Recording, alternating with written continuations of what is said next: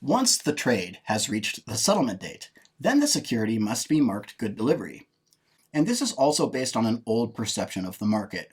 In today's market, where most securities are issued in electronic form, these conventions do not exist as pervasively as they have in the past, although it is still important for you to understand. In order for a trade to be good delivery at settlement, the following requirements must be met. The signature of the holder must be guaranteed.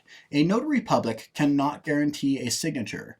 The signature can only be guaranteed by a bank or brokerage firm that is a member of the Medallion Signature Series. The certificate cannot be mutilated. So if your child has drawn on the certificate, it is mutilated. If you left the certificates in your jeans and they went through the wash, it is now mutilated.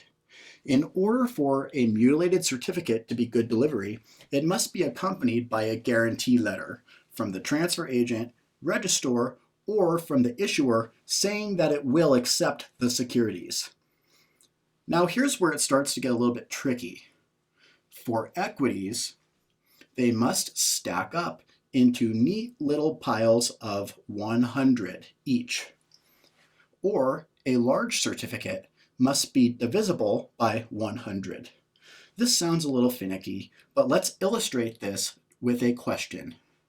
Which of the following is not good delivery? A, 1 400 share certificate. B, 4 100 share certificates. C, 8 50 share certificates.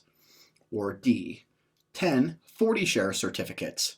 If you chose D, you're correct, because there is no way to stack up 40 shared certificates into piles that neatly equal 100.